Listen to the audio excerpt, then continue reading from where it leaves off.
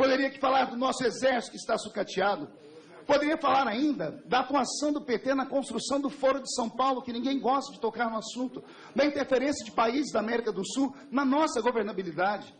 Poderia aqui ainda, senhor presidente, falar dos tentáculos do PT, junto com as suas marionetes, e me perdoe talvez a expressão um pouco pesada, mas eu sei o que é sofrer na mão dessas marionetes, como a UNE, como o MST, como os movimentos LGBT, abastecidos por esse governo. Soldados que andam pelas ruas atrás de todas as pessoas que são contrárias ao pensamento deles, humilhando, rechaçando, como aconteceu aqui semana passada, quando eu e alguns deputados saímos daqui. Meninos da UNE gritando aqui como se fôssemos loucos, como se fôssemos bandidos.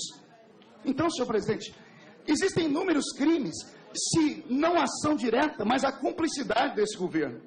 Poderia ainda aqui falar, como já falei, sobre a prática do crime fiscal, o orçamento que foi maquiado, os empréstimos escusos, a movimentação financeira aos países totalitários, repito, países totalitários. E detalhe, sem anuência desse nosso parlamento. Poderia falar da vergonha, se eu fosse o presidente da República, eu teria vergonha de emprestar dinheiro a um país para a construção, por exemplo, do Porto de Mariel, em Cuba, a um país que eles dizem que é democrático. Mas se é democrático, por que os líderes dele nunca foram eleitos por voto popular? Onde está a democracia?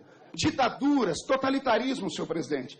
Poderia aqui ainda citar um grande filósofo brasileiro que está quase que exilado lá no Brasil, chamado Olavo de Carvalho, a quem eu mando um grande abraço, e que tem aberto a mente de um sem número de pessoas no Brasil que começam a enxergar aquilo que há muito tempo nós viemos falando aqui, que existe uma ditadura branca dentro do nosso país, onde as ideologias de gêneros e coisas mais, atacam a sociedade brasileira. Senhor presidente, eu poderia ainda aqui lembrar que o PT hoje é vítima daquilo que eles não quiseram votar no passado, como a Lei de Responsabilidade Fiscal. A Constituição de 88, que eles levantam aqui, defendem, também não votaram a favor dela, como hoje nós temos.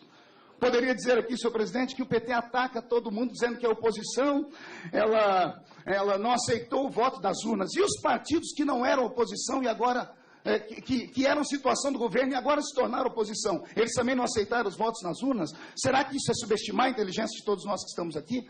Eu me lembro das palavras do jurista que veio aqui defender a presidenta Dilma Rousseff, nosso ex-companheiro aqui de parlamento, José Eduardo, e ele falou duas coisas que eu marquei aqui no papel, não sei se alguns deputados vão se lembrar. O defensor da presidente Dilma, ele disse assim,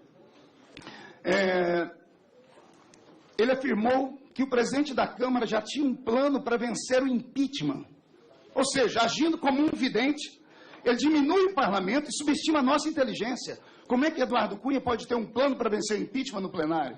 Não só isso, ele também ameaçou esta casa aqui, dizendo assim, olha, ainda que vocês votem aqui, votem lá, o Supremo vai decidir, ou seja, já ameaçou de judicializar.